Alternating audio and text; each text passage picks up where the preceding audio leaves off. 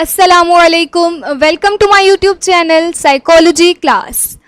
آج ہم نفسیات کی شاخوں میں کلینکل سائیکالوجی اور تجرباتی نفسیات پر ڈیٹیل سے ڈسکس کریں گے ان کو۔ تو چلیے ویڈیو سٹارٹ کرتے ہیں۔ نفسیات کی شاخیں، برانچز آف سائیکالوجی۔ نفسیات کی 54 شاخیں ہیں، ہم یہاں پر چند کا ہی ذکر کر دیں گے۔ سب سے پہلی اس کی شاخ ہے کلینکل سائیکالوجی۔ اس کا تعارف، کلینکل سائیکالوجی اطلاقی نفسیات کی شاخوں میں سے ایک ہے جو فرد کے ہیجانی اور مطابقتی مسائل کا مطالعہ کرتی ہے۔ یہ نفسیات کی وہ شاخ ہے جو ذہنی بیماری، غیر معمولی رویوں اور نفسیاتی مسائل کی تشخیص اور ان کے علاج سے متعلق ہے۔ اس کا پس منظر دیکھ لیں گے۔ کلینکل سائیکالوجی کے میدان پر ابتدائی کام جو ہے وہ آسٹریا کے ماہر نفسیات سگمنڈ فرائڈ نے کیا تھا۔ اس کا خیال تھا کہ دماغی بیماری ایک ایسی چیز ہے جس کا علاج مریض کے ساتھ بات چیت کر کے کیا جا سکتا ہے۔ آگے چلیں گے۔ اب اس کے بعد 1896 میں ایک امریکی ماہر نفسیات لائٹنر وٹمر نے پہلا نفسیاتی کلینک کھولا تھا۔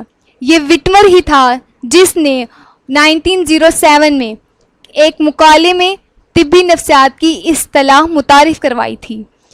اس کے بعد 1940 تک امریکہ میں 26 دیگر کلینک قائم ہو چکے تھے اور آج کلینکل سائیکالوجی مقبول شعبوں میں سے ایک ہے۔ اس کا طریقہ کار، کلینکل سائیکالوجی کا طریقہ کار، طبی ماہر نفسیات جو سائیکو تھراپسٹ کے طور پر کام کرتے ہیں ذہنی امراض کی تشخیص اور علاج کے لیے درج ذیل نفسیاتی طریقوں کو استعمال کرتے ہیں۔ ان میں سب سے پہلا طریقہ ہے تحقیقات، دوسرا آتا ہے انٹرویو کا طریقہ، جبکہ یہ تیسرا طریقہ جو استعمال کرتے ہیں نفسیاتی آزمائش، اور چوتھا نفسی طب۔ ان کلینکل سائیکالوجسٹ بننے کے لیے درکار تعلیم جو ہے وہ ہم اس کو ڈسکس کر لیں گے۔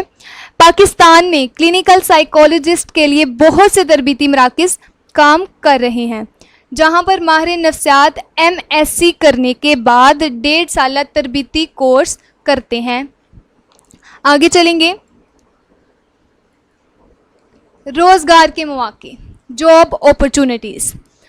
بہت سے تربیت یافتہ کلینکل ماہرین نفسیات ہسپتالوں، جیلوں، انتظامی اور پبلک ہیلتھ کے اداروں میں اپنی خدمات جو ہے وہ سر انجام دے رہے ہیں۔ ان میں سے کچھ ماہرین کالجوں اور یونیورسٹیوں میں تدریسی فرائض انجام دے رہے ہیں اور کچھ اپنے پرائیویٹ کلینک جو ہیں وہ رن کر رہے ہیں۔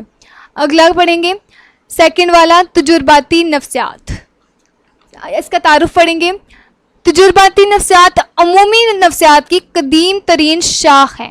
یہ نفسیاتی لیبارٹری میں تجرباتی آلات کی مدد سے، ٹھیک ہے، یہ بات سمجھنے والی ہے کہ یہ تجرباتی آلات کی مدد سے، نفسیاتی لیبارٹری میں اور تجرباتی آلات کی مدد سے ذہنی اعمال اور کردار کا مطالعہ کرتی ہے۔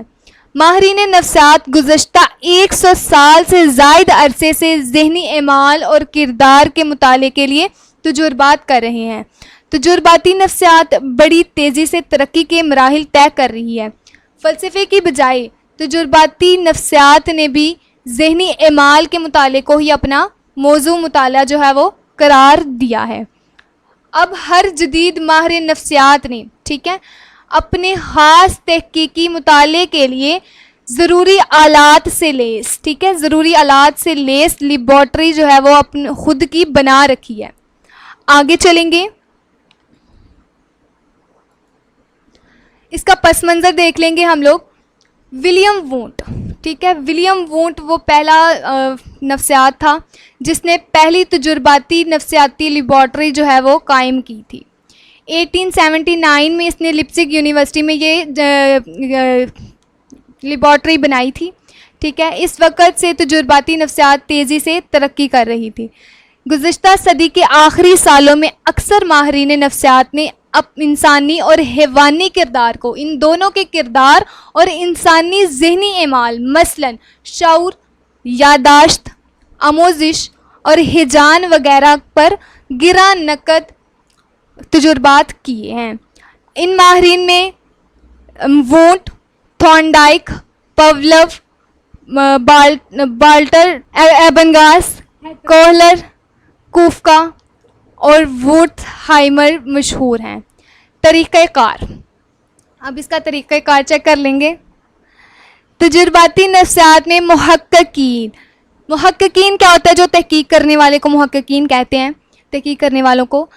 मुहक्किकीन तहकीकी तरीक़ेकार का इस्तेमाल करते हैं ताकि नए इल्म को तलाश करने, ठीक है, नए इल्म को तलाश करने या मौजूदा दावों, यानी जो मौजूदा इल्म है उसकी तस्दीक की जा सके, आम यानी उनको परखा जा सके। आम तौर पर इसमें मुतअद्दिद मराहिल शामिल होते हैं, मसलन नमूने का इंतखाब करना, ठीक है। सबसे पहले ये एक नमूने का इंतखाब करते हैं जिस पर ये अपने तजुर्बात, जिस पर ये तहकीक कर सके, जिस पर ये तहकीक कर सकें, ठीक है।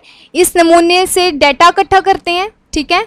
उस नमूने का सारा जो मालूमात हैं वो इकट्ठी करती हैं और उस डाटे का फिर वो जायज़ा लेते हैं, ठीक है।